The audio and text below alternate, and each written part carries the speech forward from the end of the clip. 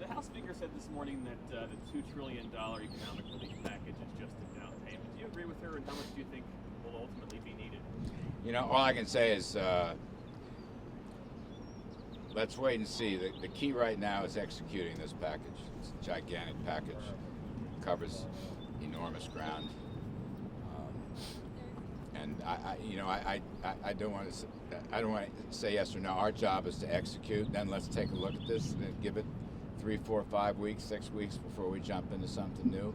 I don't want to disagree with the speaker. I'm just saying, let's let this thing play out. You know, today is so important as Secretary Mnuchin has opened up the big SBA lending program, the payroll protection program. That's a huge thing, and I hope that it can keep people from leaving their businesses and protecting them. And the unemployment checks the Labor Department has sent out, the plus up, the extra $600. The states will distribute that as soon as they can. The tax rebate direct checks, that's another, I'm trying to see, $250, $300 billion. Those are going to go out in a couple of weeks, so let's see. That's what I would just say. Larry, what are you all hoping to? What went wrong? Why don't they know? I don't agree. I've heard this. I've been asked this question. I don't know where that's coming from. It's coming from the banks. They're saying they can't accept applications today. Well, They say they don't have guidelines from the federal government. Or reassurances that they'll get paid back. Oh, they know they're going to get paid back. Look, you have to ask the Treasury about the interaction. I don't want to get into specific banks. This is their operation. But I will say this. This past week, as the Treasury Secretary put the final touches on, he was in constant touch with the bankers.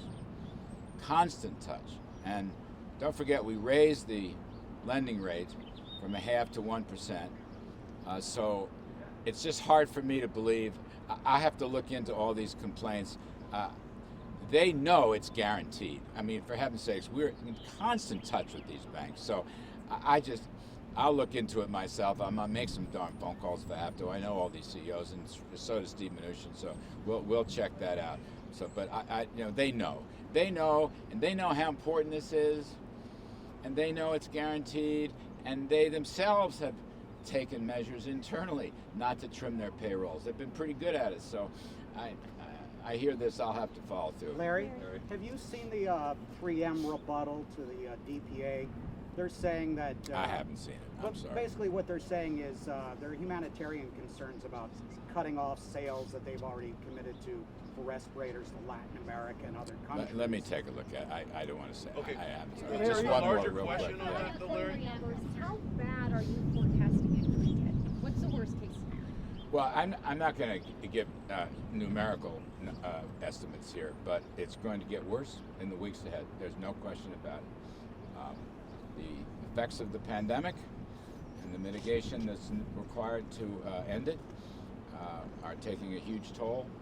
We are in a contractionary point. We have not seen the worst of it. I don't want to sugarcoat it. And that's why we have created the largest rescue package in history. And if we need to do more, we will do more, to answer that other point. If we need to do more, we will. The President has said that. We use every power and authority in the federal government to help folks through this. This is temporary, but I know temporary can be very painful. I understand that. So try to everybody have a little optimism, a little hope, a little prayer, and we'll try to get through the weeks ahead. That's, we're putting as much cash in as we possibly can. Just a couple more. Larry, what are items. you hoping to get with the oil meeting today? Leading up to that, were production cuts discussed, perhaps in the Gulf of Mexico, domestically, or? Look, the production cuts under discussion have been President Trump talking on a number of occasions with President Putin and MBS of Saudi Arabia. And President Trump believes that they have given agreement and commitments to ending their spat with each other and stop artificially throwing oil on a market which is already vastly oversupplied with oil because of the world collapse of demand from the pandemic. So he's devoted his efforts, and he believes that they agreed to cut back on production. That's really the biggest point. As far as the oil meeting today, I don't want to get out in front of that. It's going to be a productive meeting. It'll be an exchange of views. So Yeah. Another concern the company raised is that the U.S.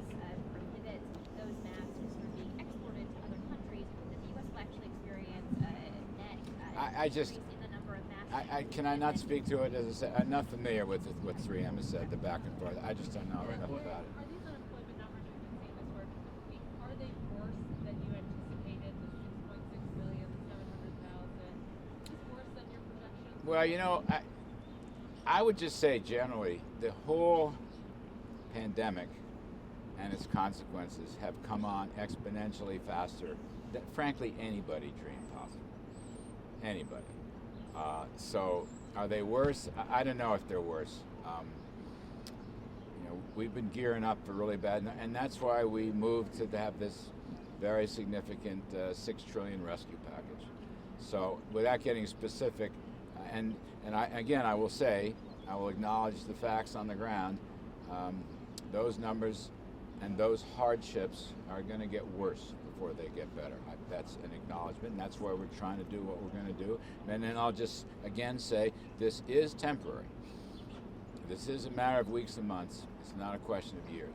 So Larry, Last one, just is it yeah. just reasonable to say, given the fact that the stimulus package was put together very rapidly, the money pushed out there very quickly, that there have got to be hang-ups when you're trying to do something so vast in such a short time? Yes. I mean, it's not as if this administration is going to be able to make this thing perfect, right? There are always glitches. I'll add one other point, though. I mean, I know you have to ask those questions, and I'll try to answer them with good humor. One of the things that President Trump has done is involve the private sector in ways that have never been done before in a crisis like this. You know, you recall, I guess it was 12 days, 2 weeks ago in the Rose Garden, you had the CEOs of Walmart and Target and other distributors, sales outlets, biotech companies, and banks, heaven forbid. But the president has used, here's my point, the president has used the private sector more than has happened in any other crisis period. And I think that has helped it, and I think it will speed it to a positive conclusion. These people, those free enterprise folks, are real smart. And I know they're going to be glitches, I get that.